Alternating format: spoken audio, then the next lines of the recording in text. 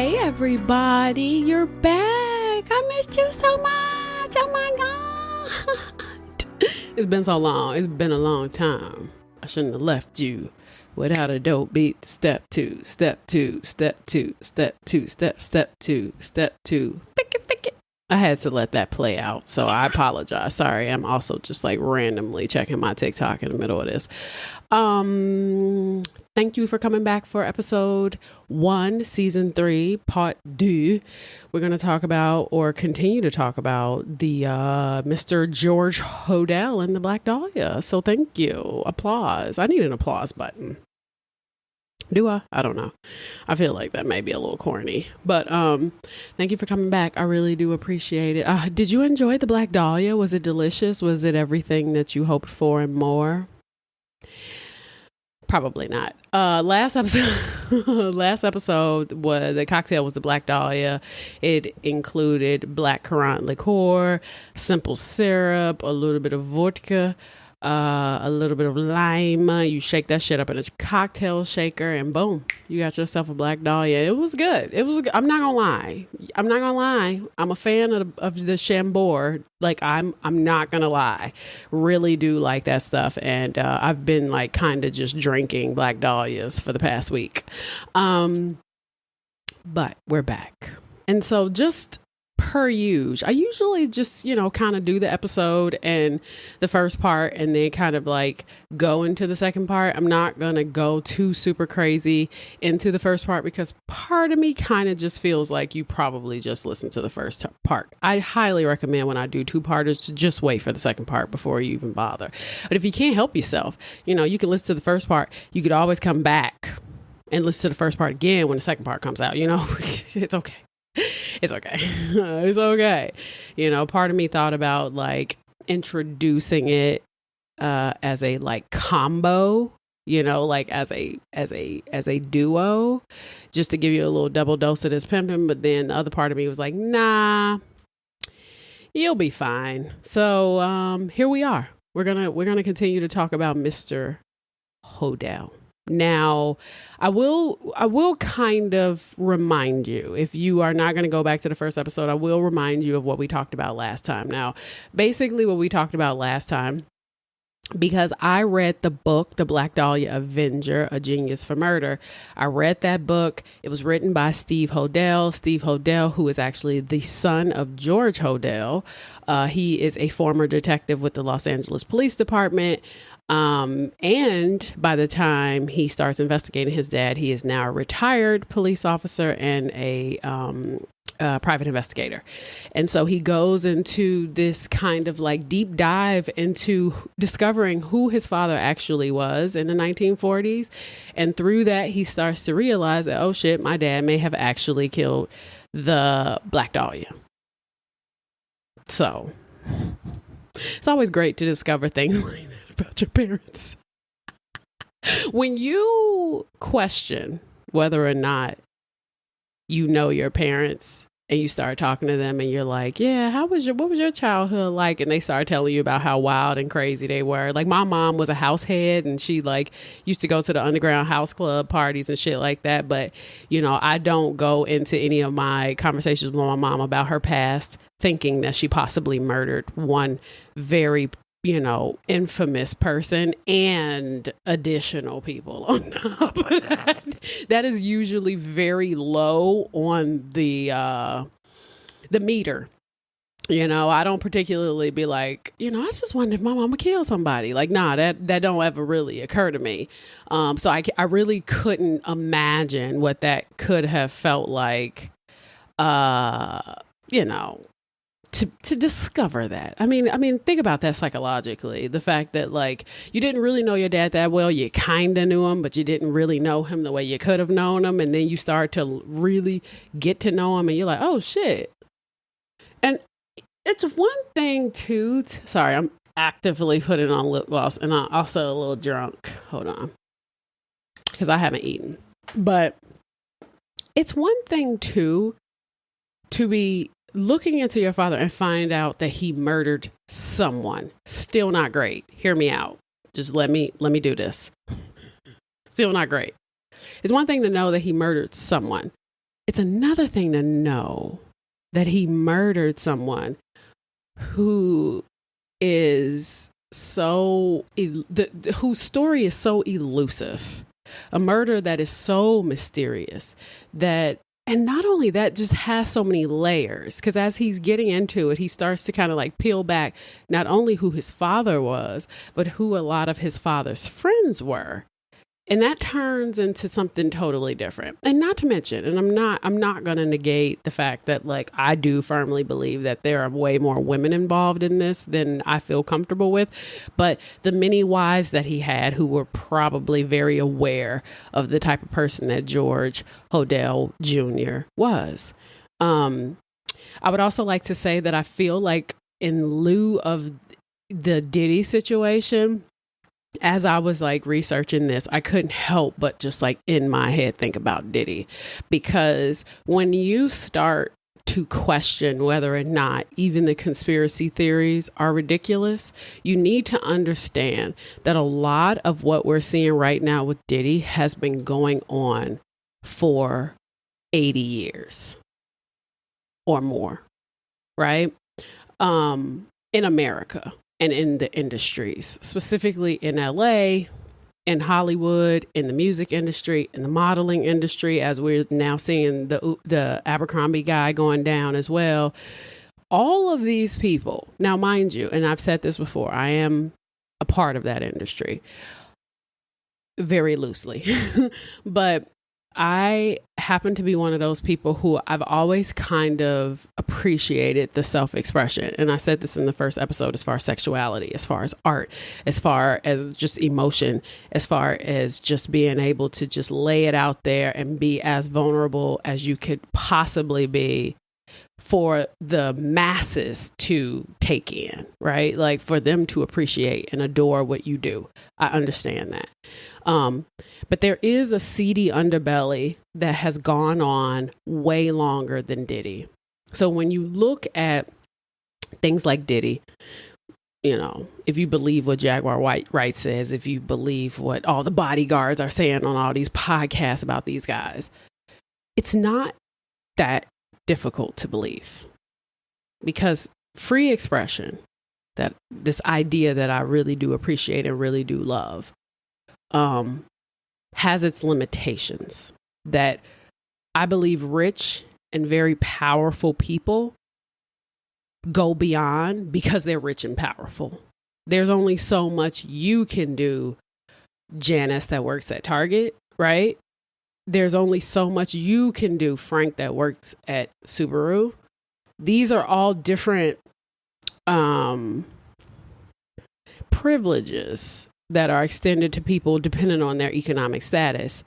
And unfortunately, when it comes to the elite, and we know this with, you know, the Dom environment, which I'm very interested in for myself, when you see from the Dom environment that a lot of people who are CEOs that are very powerful in the world and their positions, they go places to literally be abused.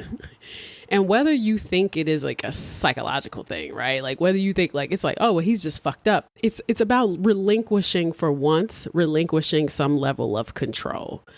But dominatrices and submissives are different than you being a sadomasochistic, abusive piece of shit. Because as we learned in the first episode, sadism is somebody who experiences extreme pleasure at the discomfort of somebody else, at torture, at humiliation, at, you know, all this wild shit that like ordinarily people would find repulsive.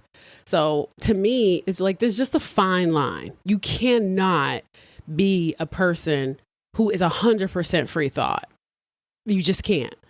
And I think that Hodel, as we learned in the first episode, and his group of friends, they were trying to access this part of free thought that was beyond reproach, that was beyond the law, that was beyond what people say you can and cannot do, beyond social norms, beyond moral norms, beyond ethical norms, beyond all norms.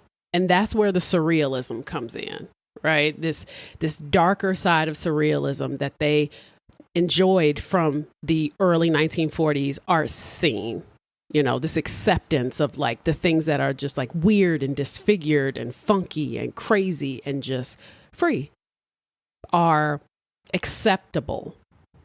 And I think that it's hard to kind of say that it's free and then also put it in a box. And they tried very desperately and succeeded, honestly, to explore what that was like.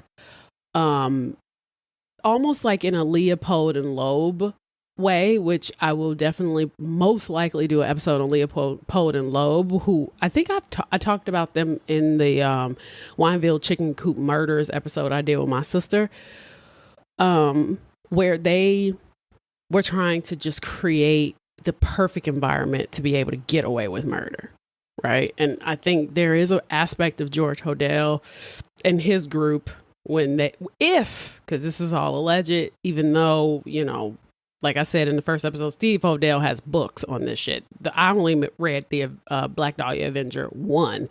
There are 3 other ones. And then if I'm not mistaken, there's a whole other franchise that he also has where he's even nailing it home even further, not just about Black Dahlia's murder, but Jean Spangler, you know, Mimi Boomhauer, like all of these women throughout the 1940s who were just really coming up fucking missing. And I'm going to mention them briefly. You can also go back to my Jean Spangler episode where I discussed her more in depth. I do want to do an episode on Mimi Boomhauer, but I did mention her in the Jean Spangler episode. It's just that there isn't much on Mimi Boomhauer. The red lipstick murders. You're talking about an influx of crime conveniently right after one of the most infamous and mysterious murders in California's history in the early 1940s or late 1940s. So anyway, I said what I had to say. I'm sorry. I'm a little tipsy. So thank you for letting me cook. But we're going to get into this second episode because I know I left you all hanging. I was actually in the bathtub, like listening to the episode right before I started recording this, and I was like, oh, that was a good place to stop. So let me sip. I'm actually recording this in the daytime, so I'm having me an Aperol spritz. But I hope you all are enjoying the Black Dahlia. All right, so here we go. Now, the last thing I said on the last episode was that Tamar, Steve Hodel's child, had been like speaking with a friend, and her friend had made her painfully aware that the doll that she had as a child that she had asked her father to name was named after the Black Dahlia. So that's where we stopped. Now, Tamar would go as far as to say, quote, Man Ray, this is who she's talking about. She said, he was another dirty old man. She said, I don't care how great John Huston was. When I was 11, he tried to rape me. It was your mother Durero who pulled him off of me. He was a big man. He had straddled me in the bathroom at the Franklin house, and he was very drunk. But your mother came in and pulled him off of me and saved me. The next time I saw him, he was playing that man in Chinatown. Which I'm like, yikes. To find out that your fucking predator, the predator that attacked you is like in movies would fucking boil my fucking bones. Which you know what? I think that's a lot of the, like, I know we just started, but let me say this too. That's what's interesting about what we're seeing now about a lot of these celebrity allegations is because people are really struggling to understand and I've said it, full disclosure, I'm just going to disclose it. I have definitely been the one to say, why did it take her so long to say something? I've definitely been the one to say that. And it wasn't until I was in my own situation where I was trying to like secretly be methodical and not involve other people, that I realized the psychology behind that. Because a lot of the time, you have to watch the people abusing you or whatever, especially now with the internet, go on about their daily lives like they didn't just do that shit to you. You know, like you gotta, and I'm not gonna mention my ex-boyfriend, even though I mentioned him right now. I'm not gonna fucking mention my ex-boyfriend at all this season. So I'm not even gonna give you like anecdotal evidence of what I'm talking about, because fuck him. But where I'm going with this is just that, like, you have to see the person perform to other people knowing what's going on in your house. Like if you take the Cassie and P. Diddy situation, for example, her having that experience that maybe she signed up for in the beginning, who the fuck knows, right? Realizing slowly but surely that this is not what she signed up for. Maybe he just went extreme of what she signed up for originally. And then realizing that this man is doing interviews, that he's like parading around town, acting like he's a doting, maybe not even acting like a doting boyfriend in P. Diddy's case, but just like acting normal, like being on the Met, you know, red carpet and doing all that shit as if he's like a cool ass dude when he's actually a piece of dog shit. That's a hard thing, especially when you're dealing with people who are in somewhat positions of power. It's a hard square to circle. It's a hard, I couldn't imagine being like Tamar and seeing the man that literally my mother had to pull off of me, who tried to rape me, in a movie with Jack Nicholson and fucking Faye Dunaway. And just being like, oh, that's the dude that tried to rape me when I was a kid. Like that would just like make me physically ill, that I wouldn't feel powerful enough to say something, or that, especially with somebody who is in a power position, who uses that power knowing that their influence could potentially ruin you. Because I think the bigger part about the Diddy situation that we need to understand too is that regardless of what albums or what songs you may have liked of his, people are psychos and sociopathic psychos. There are people out there who do not give a fuck about human life. And they do not give a fuck if you are psychologically traumatized by what they do to you. And they do not give a fuck if they physically harm you, because regardless, they have the protection of the elite bubble. They're going to be okay regardless. They can afford the lawyers. They can afford the problem. They can literally afford the problem. Like my mom was talking, she was like, I don't understand how all these different celebrities ended up in this environment with this man. And, you know, she was like, I would be worried about like STDs and pregnancies and this like that. I said, but you need to understand this. In the world of Magic Johnson, when you have money, that is the least of your concern, because you can afford all the doctors. You can afford all the therapies. You can afford all the testing. You can afford everything. Like, yeah, who wants to deal with the affliction? But you're rich. There are bitches that will fuck you even knowing that you have herpes. What's the concern? There is no concern. You're rich. Money rules everything. And when you have money, you have leverage.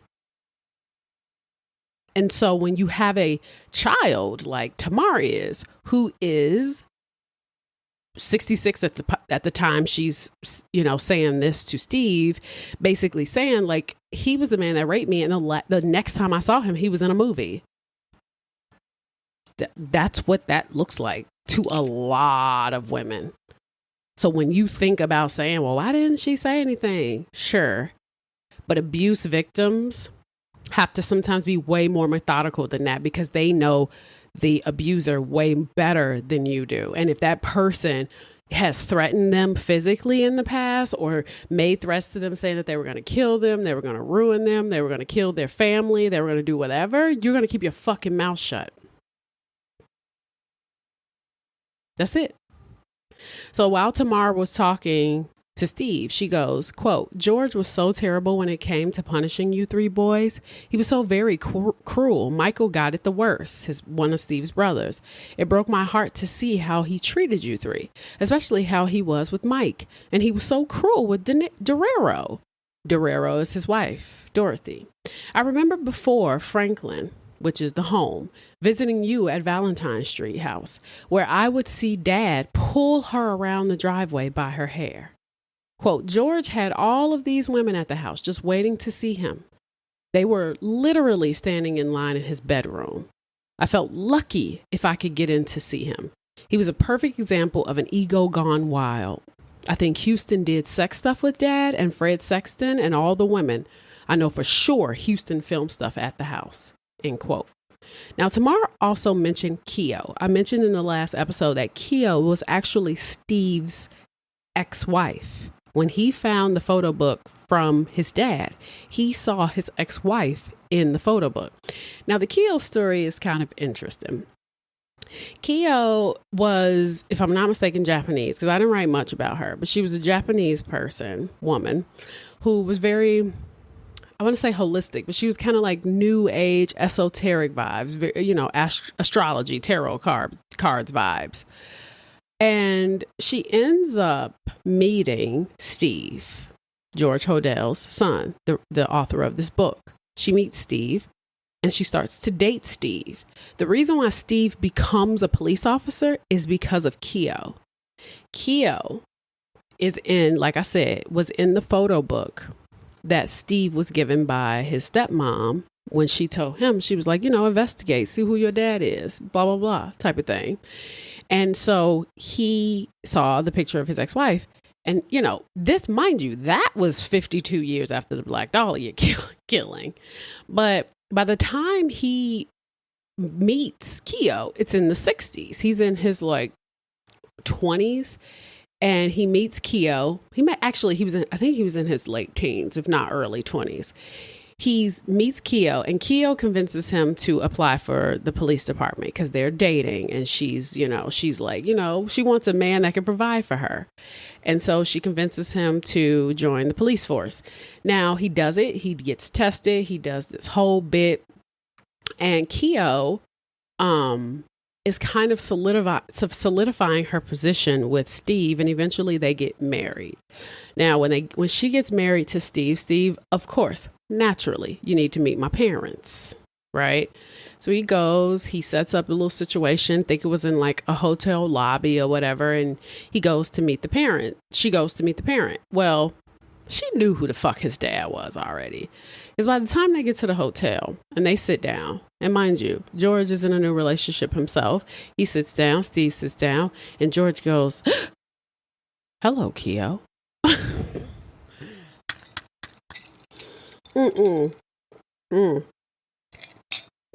Steve was not fucking happy. How the fuck do you know my dad? You know what I mean? Very upset.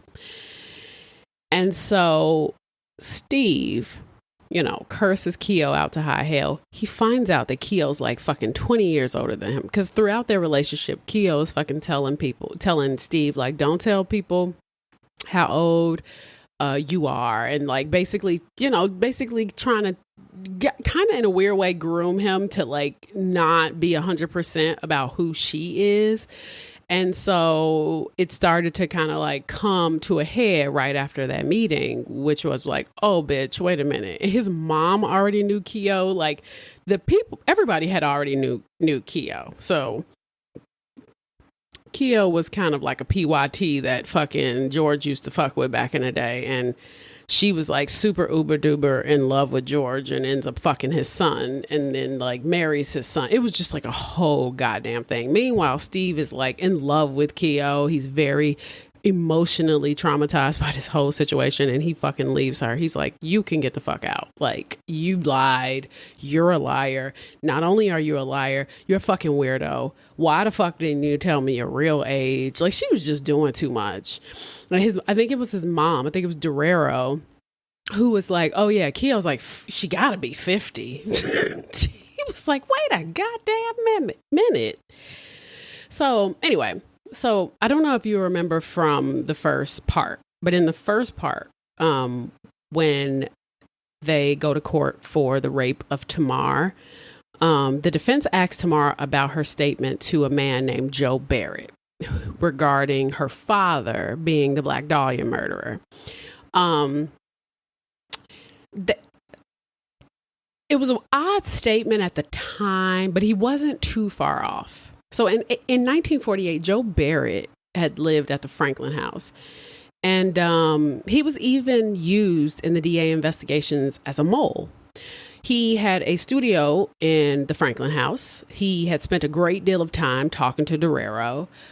Joe said that George had a photographic memory and that he had a lot of sex parties and was also very aware of the investigation into George over the Black Dahlia. Quote, after the trial, when Joe was picked up by the DA investigators and taken to their house downtown, they were really pissed, he remembered.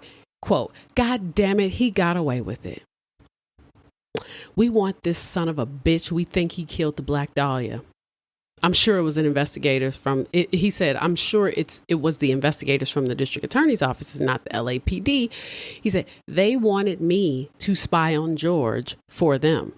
Tamar had named so many names to the district attorney that lots of people got arrested. Even George's close friend, Fred Sexton, was offered a deal by the DA if he would testify against George and his relationship with Tamar. Man Ray was leaving town that day and probably going back to Europe after the shit hit the fan. And that was at the end of 1949, he said, or maybe it was into 1950. Now, Steve also had the opportunity to talk to his brother, Duncan, his older brother, he knew of the parties. He also knew of his father's women. He knew of the women that seemingly disappeared around him, including Jeannie French. He remembered her name and admitted that his father once said that, quote, they were going to get me. Now, one name I keep mentioning is Fred Sexton. He was an interesting character, to say the very fucking least, because along with Hodel, Steve believes that Sexton was an accomplice. Not only was Sexton a very close friend of Houston, Hodel, and Man Ray, he was just fucking awful. He was just an awful human being. Joe Barrett did not like Sexton, and it seems few people did because he apparently had a shitty attitude. Sexton was born June 3rd, 1907 to Jeremiah and Pauline Sexton in Goldfield, Nevada. Now, little is known about Sexton, but what we do know is he ended up close friends with John Huston in high school in LA and remained friends throughout the years. Fred was Irish, Jewish, and Italian, so he was very ethnic looking, kind of like Hodel.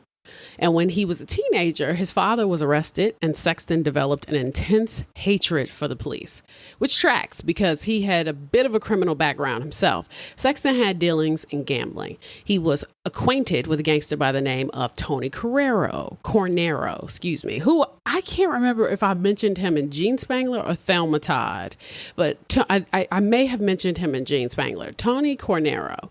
So Jeremiah Sexton, Fred Sexton's dad, was apparently affiliated with him as well for his own dealings as a bootlegger and a gambler.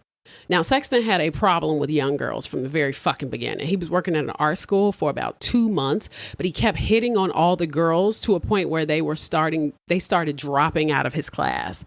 Then he was fired and he refused to leave. So they had to get some big motherfuckers to get him off the premises.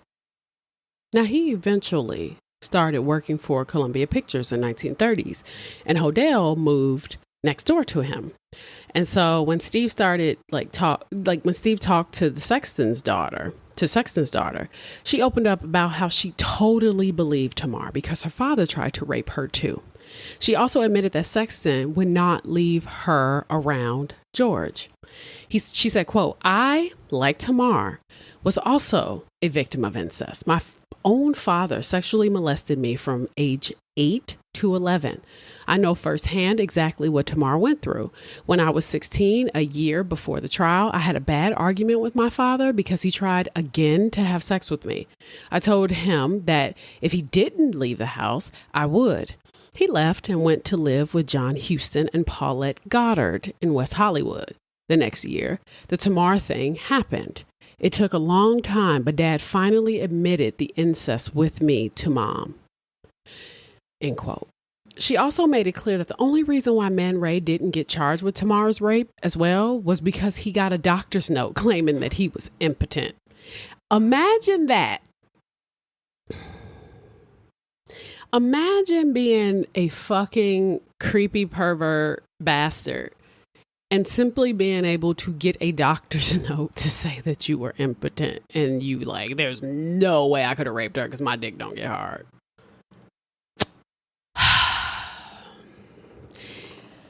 I'm tired. I'm tired. I'll play too much.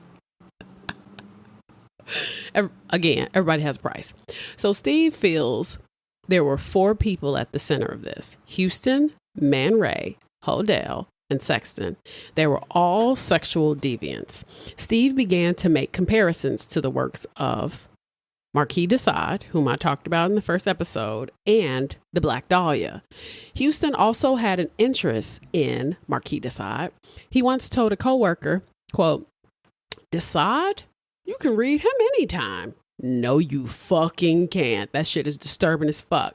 With regards to women, Houston told that same coworker, "Be anything you want. Mold to their caresses. Tell them anything. Just fuck them. Fuck them all."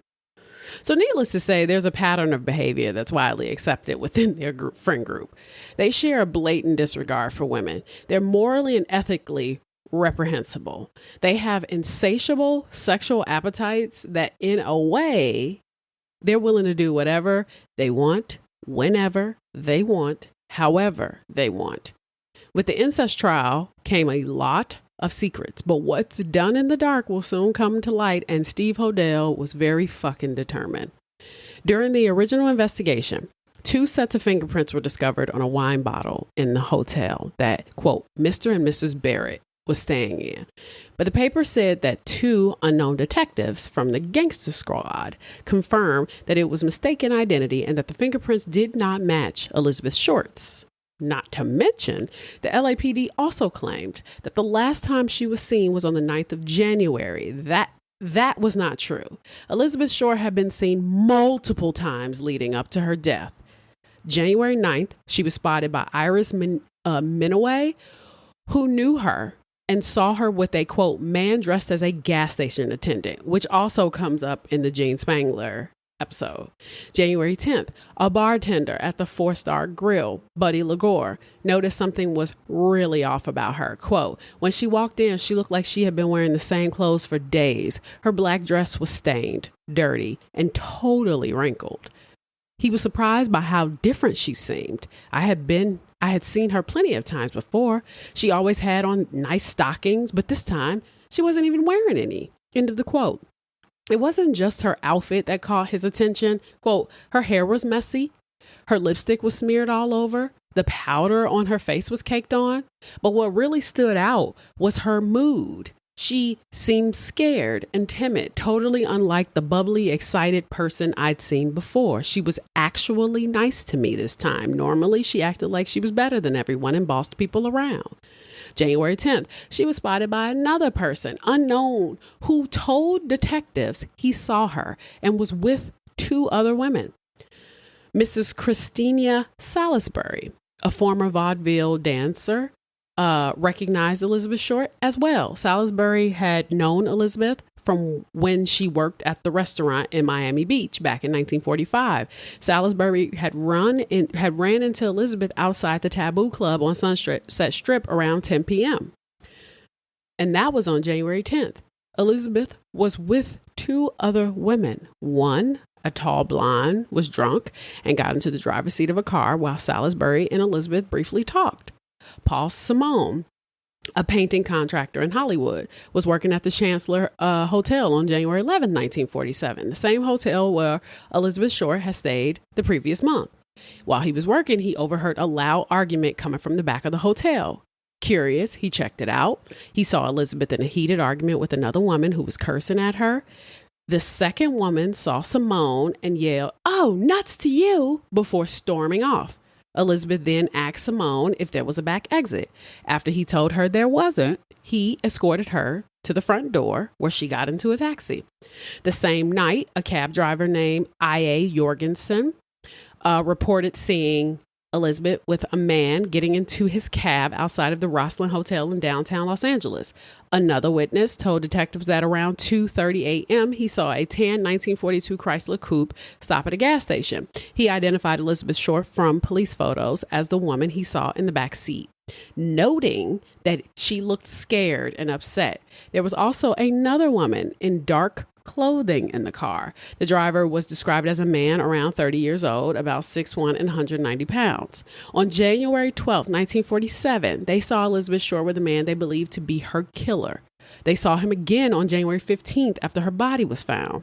The couple told the police that around 10 a.m. on January 12th, a man described as 25 to 35 years old with a medium build and complexion came to the front desk asking for a room. After talking to his family and piecing together some of the timeline, Steve decided to test the handwriting of the Dahlia letters against the handwriting samples he had of his father. The notes were written in like a ballpoint pen, which was not commonly used as they were expensive and typically only used by doctors, lawyers, and other professionals. He also tested his father's handwriting against the handwriting found on the body of Jeannie French. Now, Jeannie French, also known as the red lipstick murder victim, was around 45 at the time of her death. French's nude body was discovered in an empty lot less than a month after the Black Dahlia murder on February 10, 1947. She had been beaten to death with signs of a violent struggle. The killer had written the words, "Fuck you, BD," and Tex, T-E-X, in red lipstick on her body, leading to speculation that BD stood for Black Dahlia. A witness claimed that she saw French with a dark-haired man with a small mustache, which Hodel has. Shortly after, another note would randomly pop up in a cab. 2 days later, it was discovered that the mysterious man actually shared a P.O. box with French, but his name and identity was never released. Quote, "Take it to the examiner at once. I got the number of your cab.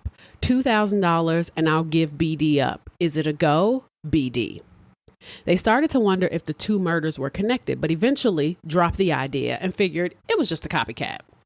Now, according to a handwriting analyst hired by Steve Hodel, quote, "Simply put, after carefully comparing all of the known and questioned handwriting samples, Miss McFarland arrived at the expert opinion that it is highly probable the same person who wrote at least 4 of the postcards in the Black Dahlia case also wrote the lipstick message, 'Fuck you, BD,' on the body of Jeannie French, and that person is the same person who wrote all 10 of the known handwriting samples submitted." Who was the dark-haired man with the mustache? Steve thinks that it was possibly his dad, and to bring all of this together, Steve's theory is that you have to look at this through the mind of 4 men that appreciated the surreal as well as sadism. Steve believes that the body of Elizabeth Short was posed and that the notes were sent to offer explanation to the idea that her murder was justified. The profile being that whoever killed her felt she wronged him in some way, and he needed to avenge that by inflicting pain on her. Steve believes that the Dahlia's body was a remake of Man Ray's photo, The Minotaur. Please Google that. I'll give you a moment. I'm going to take a sip. Now, in Man Ray's Minotaur, we see a woman's naked body with her arms raised over her head, the right arm placed at a 45-degree angle away from the body, and then bent at the elbow to form a 90-degree angle. The left arm is similarly bent at the elbow to form a second 90-degree angle. This positioning recreates the horns of the bull-headed beast, which references the Minotaur from the Greek mythology, a creature that is half human, half bull. Now, the body is bisected at the waist so that only the upper torso is in the frame.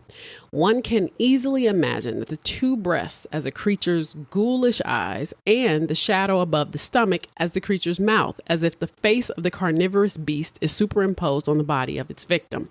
The positioning of Elizabeth's arms precisely duplicates the position of the subject's arms in Man Ray's photograph. In this precise positioning of the arms, the killer had replicated the horns just as Man Ray intended them in his original photograph. But there's more. The excised piece of flesh below Elizabeth's left breast imitates the shadow below the victim's breast in the Man Ray photograph. End of a quote. Now, he felt there was a method.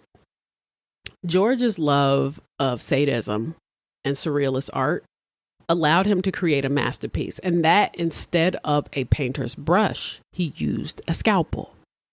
In one of George's letters to Steve from the 80s, George writes a weird sentence towards the end. Quote, "There must be an enigma inside a mystery there too." The Black Dahlia is in fact herself a riddle wrapped in a mystery inside of an enigma. Steve felt that this led back to Man Ray and his photograph, which was called The Riddle or the Enigma of Isidore Ducasse. The piece consists of a mysterious wrapped object covered entirely by a blanket or cloth and tied with string, leaving the object underneath completely hidden. Now, this simple but intriguing composition plays on the idea of mystery and the unknown, which are key elements in surrealist art. Now, the sculpture provokes curiosity, as viewers are left wondering what is beneath the cloth.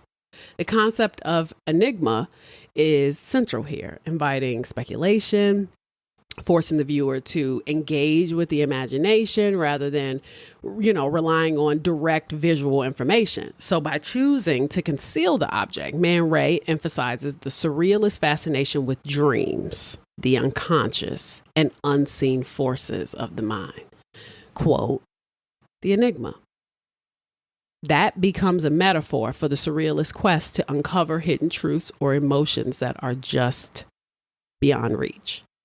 The work exemplifies the surrealist desire to challenge conventional perceptions of reality. Quote, "Man Ray images themselves help to unwrap the mystery of the case, which has been my father's riddle and enigma to the world for over 50 years. That's from Steve. George Hodel was obsessed with surrealism. And according to Steve, he was possibly using the murders to transport women into his, quote, world of surreal, where dreams are reality, where the rational and the conscious are only backgrounds and are reversed to become the shadows of unreality, end quote. And another thing, in Man Ray's photo of Hodel and in a statue called the Yamantaka, which is a wrathful deity and protector, he embodies the concept of overcoming ignorance, and he's associated with the duality of death and enlightenment. He notices a military style wristwatch is visible. Now, if you remember in part one, they find a military wristwatch. Steve believes that this was the same watch discovered at the crime scene.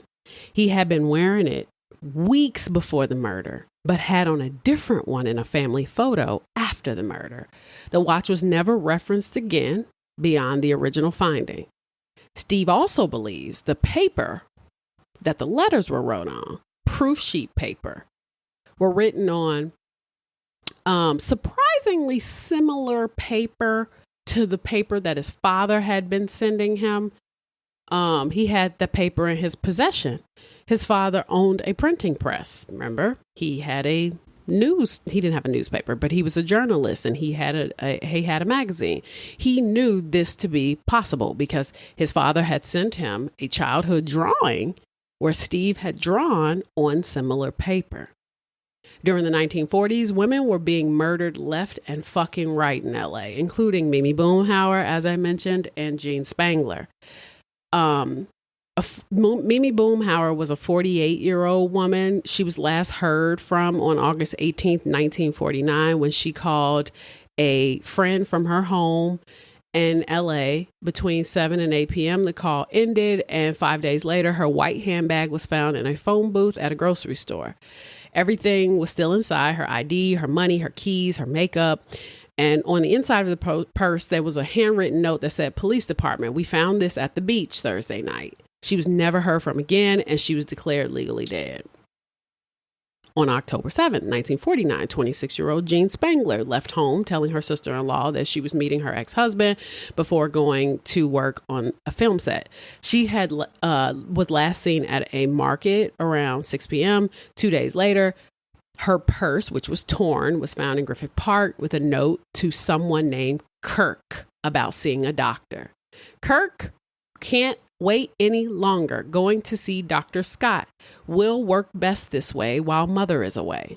Kirk was at the time believed to be Kirk Douglas, but Steve thinks that it was a Dr. Kirk mentioned in the note.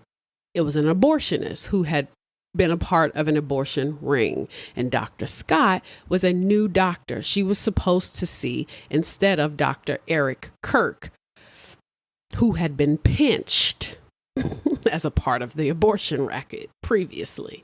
Of course, at this time, LAPD had claimed that they had interviewed a bunch of Kirks, but it wasn't until Sergeant Charles Stoker started investigating the abortion squad that this Dr. Eric Kirk came to light. Now, I'm giving y'all a lot of motherfucking information. I told you we were getting deep into this. Now, Sergeant Charles Stoker was an LAPD officer who became known for his involvement in corruption investigations within the LAPD. Excuse me. Hold on, sip. Stoker is most notably connected to the infamous Gangster Squad. Gangster Squad was a special unit. They were tasked with tackling organized crime in LA during the 1940s and 50s. Now, his role gained attention when he was suspended from the police after whistleblowing about corruption and misconduct within the department. And Stoker would eventually be ousted and found guilty for insubordination and conduct unbecoming of an officer. His claim suggested that some LAPD officers had close mob ties and were involved in various legal activities, including bribery and cover-ups. Quote, Stoker became aware of the activities of the abortion ring when he was approached by a retired LAPD lieutenant, now an inspector for the California State Medical Board, who informed him he had heard about Stoker's good work and ability, admired his courage, and needed to talk to him. So what do we got on George, right? Like, where does George come into play again? Well, George lived in Los Angeles during the time of the murder. He was wealthy. He was an influential doctor with connections in the city's elite circles. He had the means and the ability to commit the crime without raising any fucking suspicion. Elizabeth Short's body was mutilated with surgical precision, leading investigators to believe that the killer had medical training, and George was a skilled physician and had been trained as a surgeon. My allergies this year, y'all.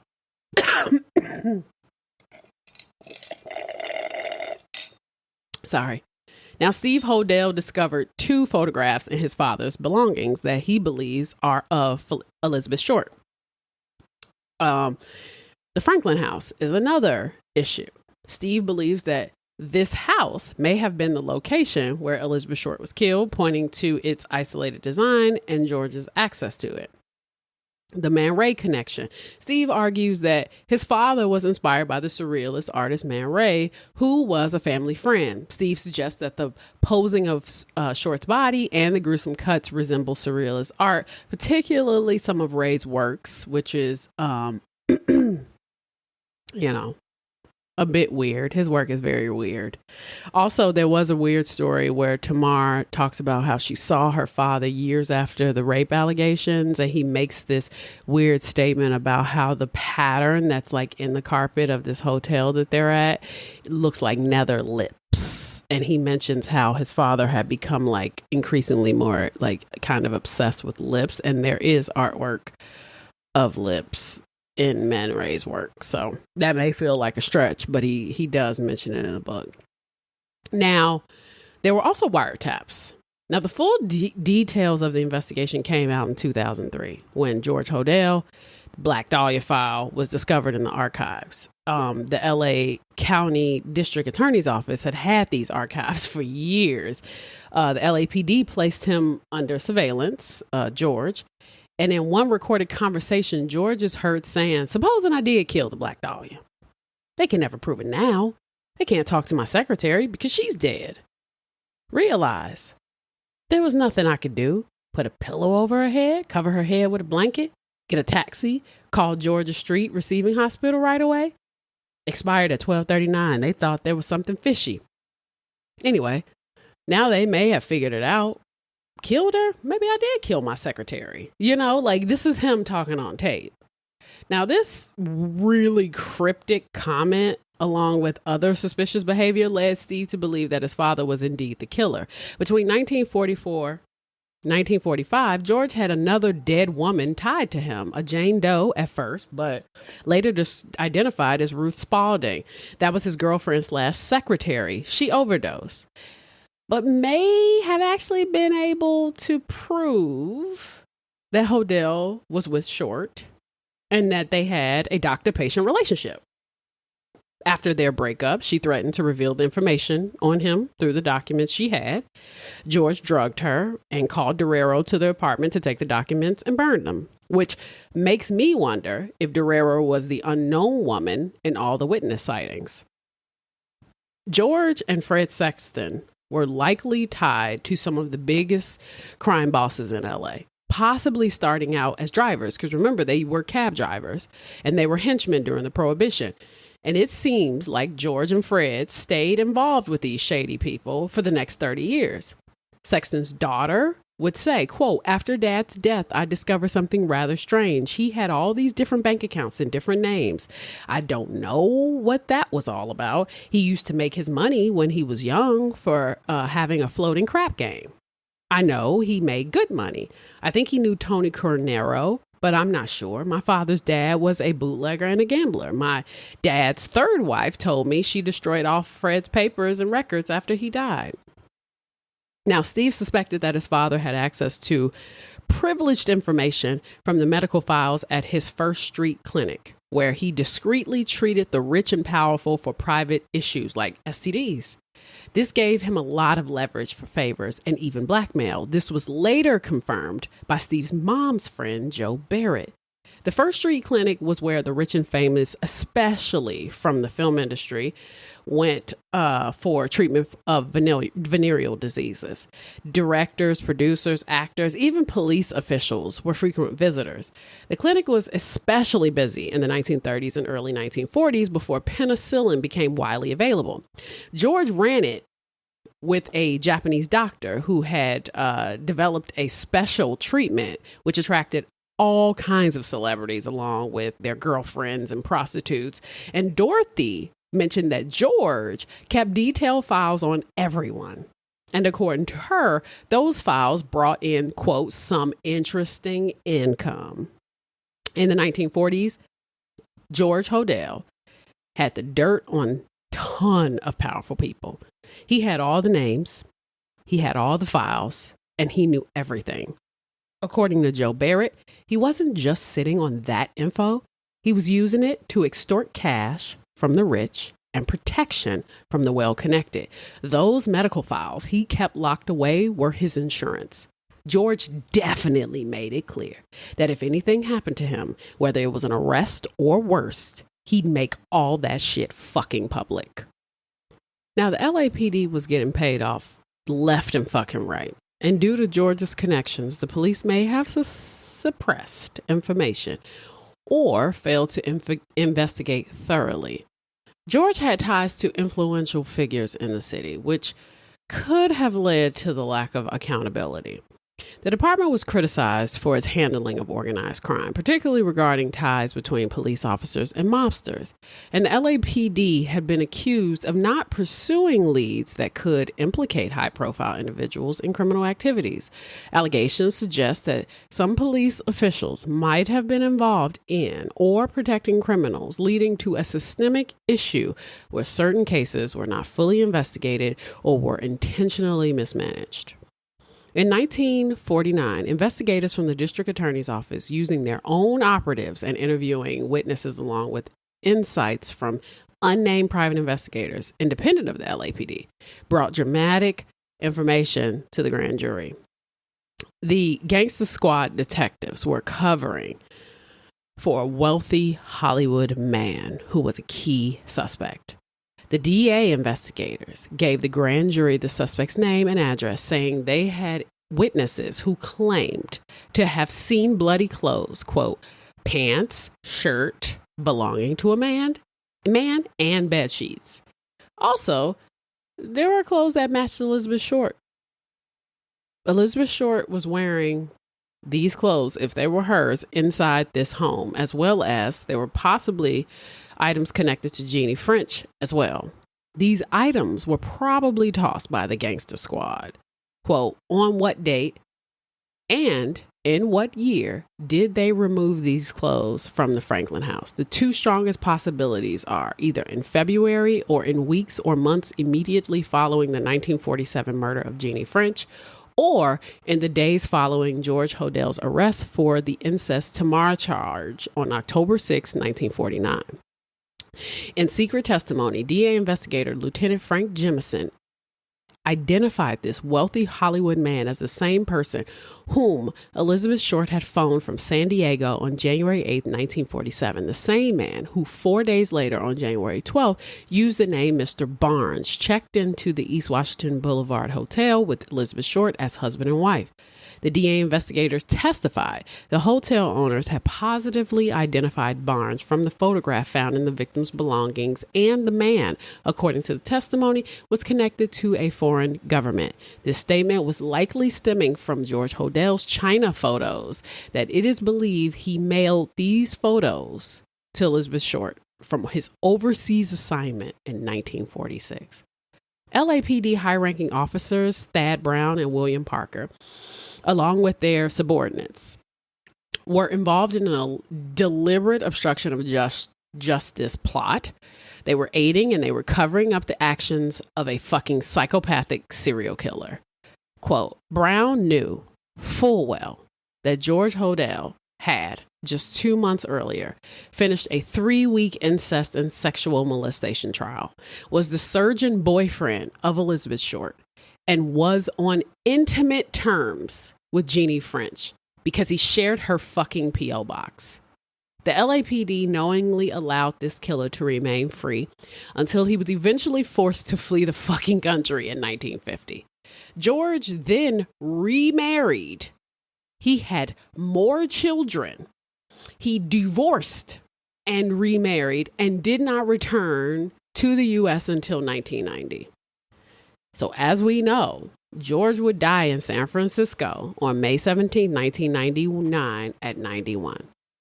Once he had enough evidence, Steve privately presented it to the district attorney in 2002, who told Steve that if George were still alive, there would be enough evidence to at least file charges against him for Black Dahlia and the murder of Jeannie French, dubbed the Red Lipstick Murder. Steve said Los Angeles police investigated his father as a suspected serial killer involved in at least 4 murders, but Steve thinks that the number is closer to 10. Hodel also believes his father came to the States over 40 years and committed more murders. I think that's fucking insane. Like, that's insane. So, what was the Black Dahlia's timeline? So, between 1943 and 45, George and Elizabeth, they hit it off. They're enjoying a mostly platonic relationship. He took her out. They went to nice restaurants. They hung out at the Biltmore, various nightclubs. Elizabeth occasionally relied on George for cash to cover food and rent. And after Elizabeth's fiance, Major Matt Gordon, dies in a plane crash over in India, who we don't really know exists or not. The Matt Gordon thing is kind of weird because a lot of women used to lie about being in relationships with people that died overseas. I'm not totally sure Matt Gordon existed, but let's say he did. He dies in a plane crash over in India. George proposes to her. She's heartbroken. She tells him she'll think about it. April 1946, he's stationed in China with the honorary rank of Lieutenant General. George sends Elizabeth photos of himself in uniform. Meanwhile, she writes to Lieutenant Gordon Ficklin about wanting to return to California, and he advises her to think it over. She decides to go anyway. Then in August of 1947, Elizabeth moves back to Hollywood, stays with Mark Hansen's girlfriend, Ann Toth, who I mentioned in the first episode. She stays with her for 3 weeks. She's searching for a job. She ends up with Mark's, who's Ann Toth's boyfriend. She ends up with his address book she finds while rummaging through his desk. September 1946, George, thought to be dealing with hepatitis. Remember, he's sick, comes back to LA, ends up in a hospital, gets discharged from the UNRRA. Late September 1946, Elizabeth goes out of Mark Hansen's place, checks into the Hawthorne Hotel on North Orange Drive in Hollywood. September 20th through 21st, 1946, Elizabeth meets a soldier called Sergeant Doe downtown. They go out to dinner. He walks her back to the hotel. They get chased by a car full of guys, one of whom is thought to be Fred Sexton. And Sergeant Doe hears someone say, "There she is," and they end up spending the night together at the Figueroa Hotel. October 46, still at the Hawthorne, Elizabeth meets her boyfriend, who's an Army Air Force lieutenant in the hospital. She's hoping they'll be married by November. November 13th, December 6th, 1946, Elizabeth moved to the Chancellor Hotel. She's sharing a room with 7 other women. She's broke. She's jobless, so she has to leave. December 6th, 1946, on her last day there at the Chancellor Hotel, Elizabeth tells roommate, I got to hurry. He's waiting for me. And that is likely her referring to George Hodel. December 6th through 11th, 1946, after leaving the Chancellor, it's possible Elizabeth and George spent the night together. She might be at the Franklin House or a nearby hotel, but George photographs her nude during this time. Something bad happens between them, leaving Elizabeth scared for her life. A few days later, she shows up in San Diego. She's alone. She's broke. She's clearly fleeing something. I would also like to say that to me, when I saw the pictures that were in the private photo book, I wasn't really impressed. She didn't look like her to me, and I'm pretty good with faces. I'm only saying that because the pictures did not look like her. I've only seen her mugshot and obviously the picture of her mutilated corpse. There's only so many pictures we have of her, but from the pictures that he showed in the private photos, I wasn't really like, oh, that's her. But, and this is a big but, regardless of whether or not the pictures are her, if they triggered him to investigate, he did a deep dive into it, and it may just be a coincidence that this woman looked like Elizabeth. Because I didn't really feel like that woman looked like Elizabeth. But anyway, moving on. December 12th, 1946, Dorothy French, no relation to Jeannie French, finds Elizabeth living in an all-night theater. She invites her to stay with her family in San Diego. The Frenches later tell the police that Elizabeth dated several guys during their stay. She's especially worried about her extremely jealous ex-boyfriend, because clearly Elizabeth is having some issues with this person that she's dating. She's really scared. She's really agitated. She's being super secretive, but this is all while she's staying with them. And so she got especially scared when somebody knocked at the door, but she never actually told them who she was afraid of. December 15, 1946, Robert Manley spots Elizabeth at a bus bench near Western Airlines office in San Diego and offers her a ride home. He briefly meets Dorothy and Elvira before taking Elizabeth out for dinner and dancing later that night. Dorothy and Elvira are the women that she lived with. Now, mid-December 1946, Elizabeth briefly returns to LA, where she finds 5 friends. They spot her at a nightclub. They mentioned that earlier she had told them about planning to marry this guy named George, who is an Army pilot from Texas. Now, we do know that George likes playing on his military uniform. He likes, because he know it'll get him bitches.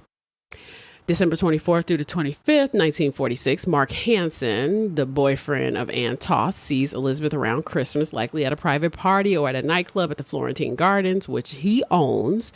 December 29th, 1946, a terrified, barefoot Elizabeth runs to a taxi stand manager in East LA, bleeding from her knees. She claims she was assaulted by a well-dressed man she knows, matching George Hodel's description.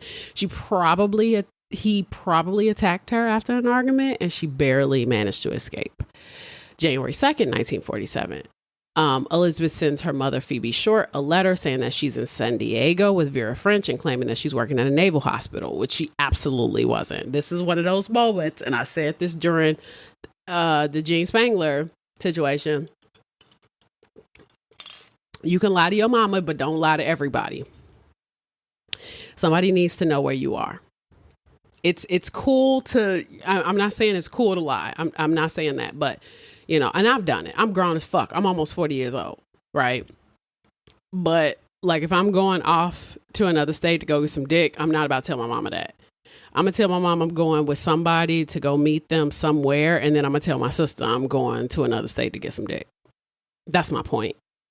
You know, I'm not saying that that's right or that it's appropriate. I'm just saying that sometimes that's necessary because I like to keep my mother out of my sexual business. Right? I emphasize this in the Gene Spangler episode where I said, I need you all when you getting flued the fuck out, if niggas still doing that. I need you all to tell somebody where you're going. That's it. That's it. It ain't gotta be mom.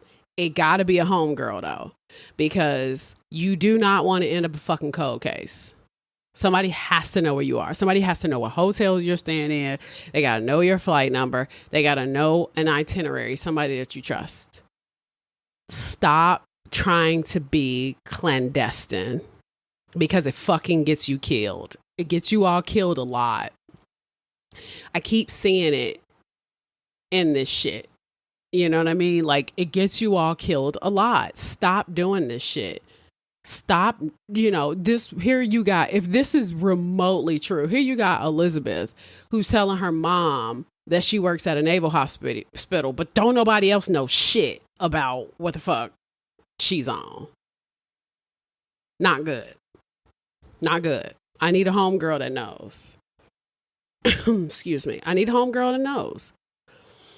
And, you know, if you don't feel safe telling your homegirl, you need to tell somebody. That's all I'm saying. Somebody that you know won't like out you to your mom or like do anything weird, you know, but you need to tell somebody. So I'm gonna, every time this comes up, I'm just letting you know, I'm going to reiterate that. I'm going to constantly mention that because I think that it's kind of insane that a lot of you just go willy-nilly with motherfuckers without like any backup plan. If you don't learn anything else from this, learn that. I'm pretty sure I've been saying that for several episodes. Just tell somebody. Now, that night, January 7th, 1947, Dorothy's neighbor sees a car pull up to the home just before midnight. 3 people, 2 men, 1 woman. They get out. They knock on the door. Elizabeth's watching from inside but doesn't answer. The men, thought to be George Hodel and Fred Sexton, leave when they see that she's not going to respond. This reminds me of Gene Spangler. Don't know if you remember Gene Spangler. Gene Spangler episode, there is a moment where Gene Spangler is like going to, she's saying she's going to work because she's like a background actress or whatever. And she's going to work and it's a late call and all sorts of shit. But she has like her sister-in-law watching her kid And Robert Stack from, this is me mentioning this off of memory, so I may be wrong, but Robert Stack, who was the host from the early episodes of Unsolved Mysteries, he says that he's driving by and he sees a dark male figure like knocking at our window or like peering through the window or something. And then he ends up calling the police. And he actually admits that happened like right after she dies. You know, he's like, wait a minute now, let me call, because I did see some weird shit that night. And this moment kind of reminded me of that, like where you got some like strange man knocking on this woman's, you know, fucking door and like harassing her. But in the Gene Spangler situation, he wasn't really doing that. He was just kind of like peering through the window, which is fucking creepy. In 2024, you knock on my door, I'm going to be terrified. An uninvited guest in the age of cell phones is insane. January 8th, 1947, Robert Manley shows up at the French residence to pick up Elizabeth. She asks for a ride to LA. He has some business first, suggests they go back the next day. That night, he notices deep scratches on her arms. And she says they were from a jealous, dark-haired Italian man from San Diego, which is like mad specific when you could have just gave a name, you know. These scratches matched the story she told the taxi stand manager after an early attack, and Elizabeth makes a call from the cafe to someone in LA, and Red Manley overhears her arranging to meet this person downtown the next evening. Now, January 9th, between the 11th, during these 2 days, Elizabeth is seen by friends in downtown LA. Meanwhile, George Hodel assaults 17-year-old Armand Robles, who said he was knocked down by a man who he said took his wallet in downtown LA, later calling him the werewolf killer in the press. Armand Robles comes up because they end up actually sending the press a fucking note with Armand Robles' picture in it. George and Elizabeth check into a hotel on East Washington Boulevard, where the owners later identified them from the photos, and George has them register as Mr. and Mrs. Barnes from Hollywood. January 14, 1947, a distressed Elizabeth runs into Officer McBride at a bus depot. He helps her retrieve her purse from a nearby bar, but later she leaves with two men and a woman, likely George Hodel, Fred Sexton, and another identified woman. He always says an unidentified woman, but part of me is kind of thinking Dorero. That's just, I said that earlier. From the bar, later that afternoon, George takes Elizabeth to the Franklin house, where he gags and ties her up. He then brutally tortures her, and he sexually assaults her before killing her. He disposes of her body driving south on Normandy Avenue and parking at a vacant lot. He carefully poses her body, later drops off her purse and shoes in a trash can on Crenshaw Boulevard. And George goes back to the hotel, tie up some loose ends, probably to settle his bill. He uses the name Mr. Barnes. He tells the hotel manager, Mr. Johnson, that he expects his wife to join him. And when Johnson jokingly mentions that he thought George was dead, George gets visibly anxious and quickly leaves. Now, George shows up at another bar and cafe in Santa Monica 3 nights in a row, claiming to be an FBI agent working on the Black Dahlia case. On the last night, he hits on a waitress named Dorothy Perfect, promising her an apartment on the Sunset Strip, claiming he knows who killed Elizabeth Short. Thinking he's on drugs, Dorothy calls the sheriff, but George bolts before they arrive. Now, this interesting part about him being on drugs. Now, the being on drugs part is interesting only to me because there is an interesting story where George, when that whole like lips in the carpet thing happened with Tamar, he was high on hash. And there had already been conversations with previous girlfriends that George, when he's on hash or when he's doing any sorts of drugs, that he needs to be locked in a room. He had a girlfriend that would literally lock him in the bathroom while he was high because he was dangerous as fuck when he was high.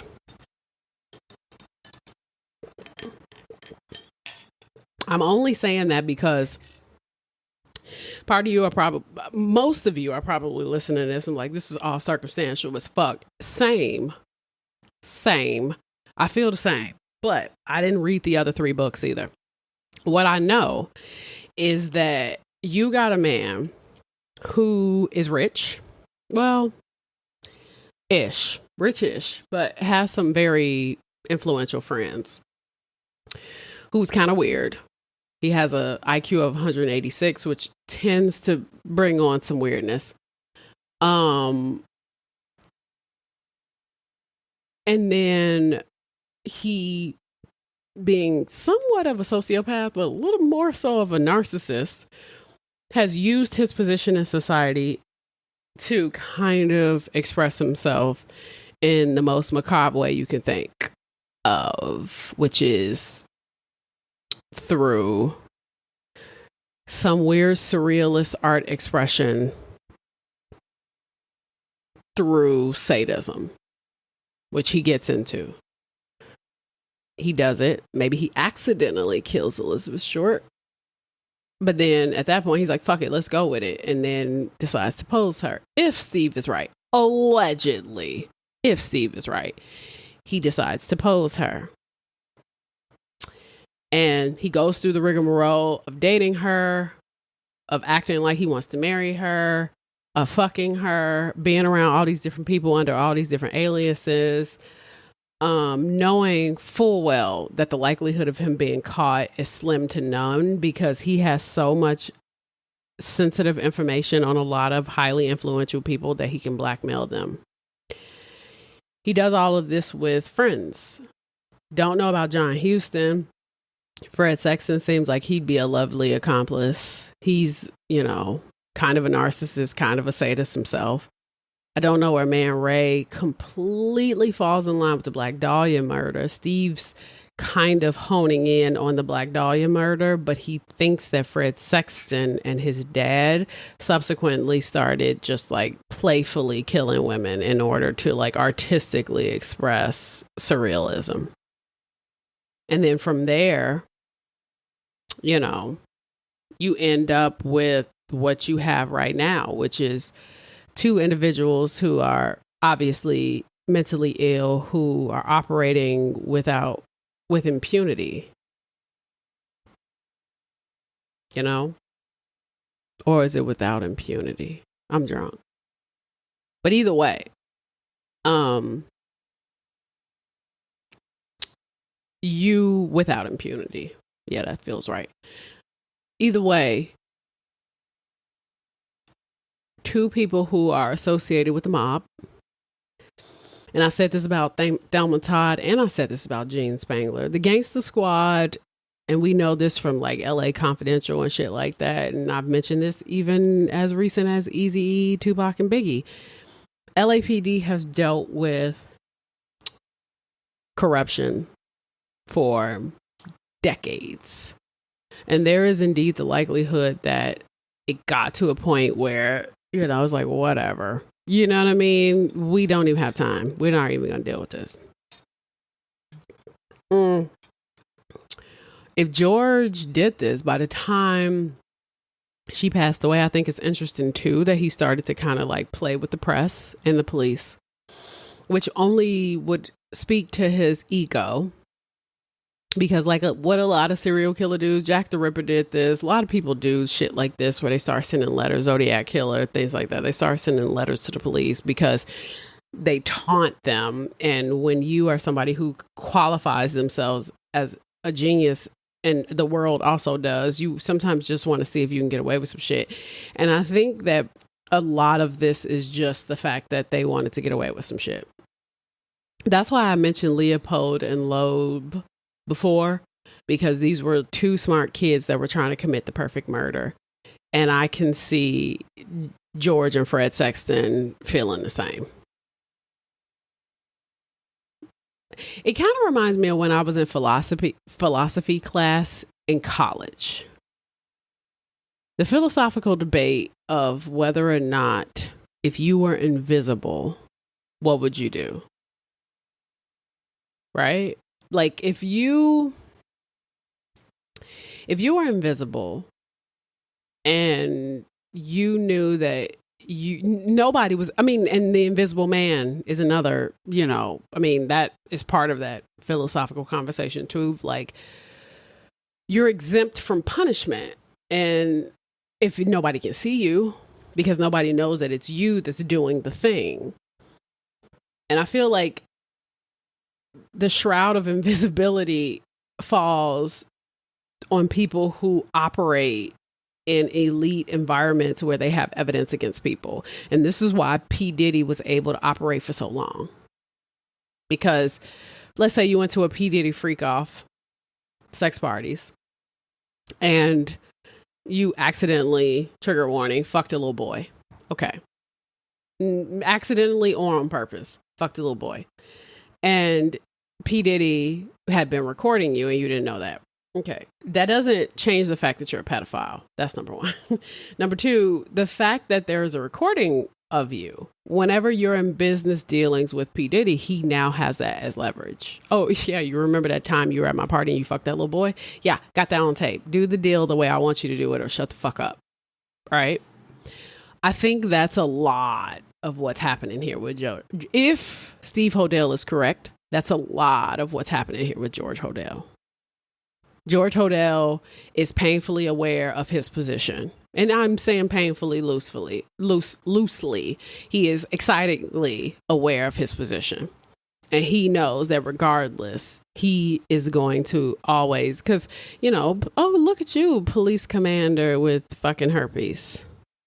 You want that to get out?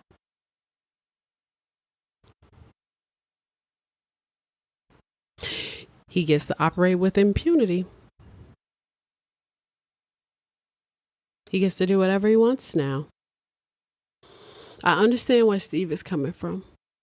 I would have to listen. I would have to watch Jesus. I would have to listen to and or read the other 3 books to really like fully absorb this. Because even as I was like approaching the end of this, I was like,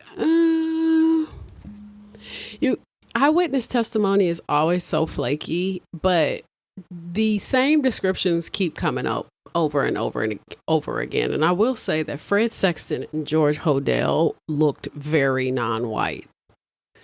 And by non-white, I mean like not traditional European, not British, not Anglo-Saxon, right? They looked Mediterranean almost. And the fact that you keep getting this like medium complexion, Italian looking shit like that. It was like, yeah, it could have easily been a mobster, but Fred Sexton was also Italian. George Hodel was of Russian Jewish immigrants. It's kind of like, sure. The fact that like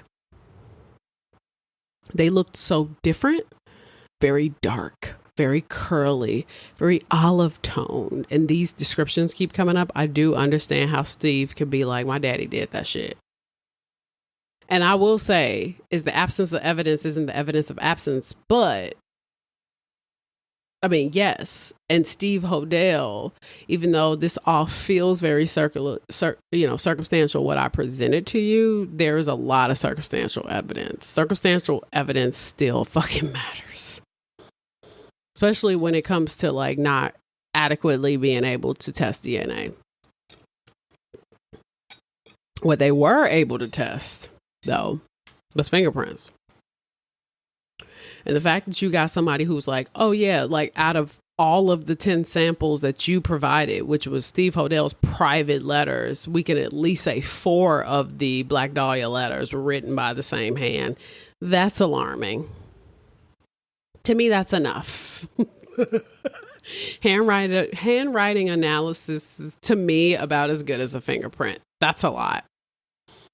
And the truth of it is, if George Hodel wasn't doing this shit in the 1940s,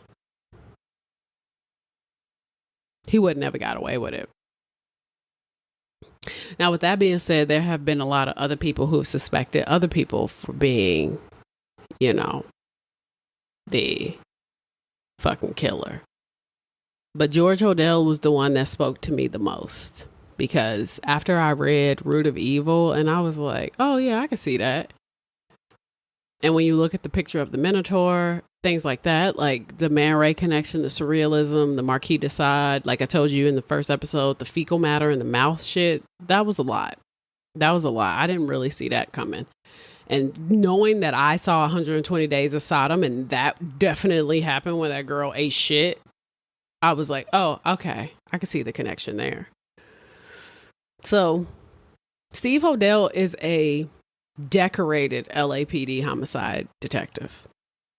I don't think he would have spent a great deal of his retirement trying to pin this murder on his own father unless he honestly, courageously felt like it was true. So I highly suggest that you check it out. Check out Root of Evil if you don't feel like listening to the books. Check out the show that they did with Chris Pine. I think it was called Into the Night or something. The Night. It was with Chris Pine. It was on, was it FX or AMC? It was on one of those shows, but Google it.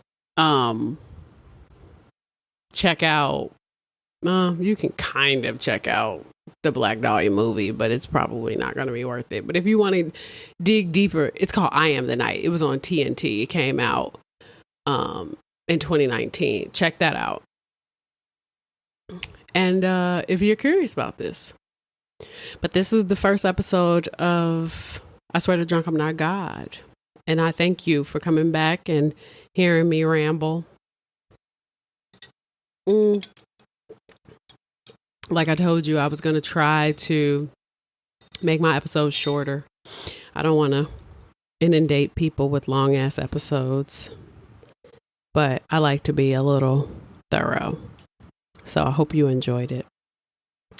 And if you didn't, feel free, or if you did, reach out to me on Swear to Drunk Podcast on Instagram, or hit me up on TikTok at Sting Like a Bee. That's my personal TikTok. And we'll talk about it. Cool. I'll see you all on the flip side. Bye.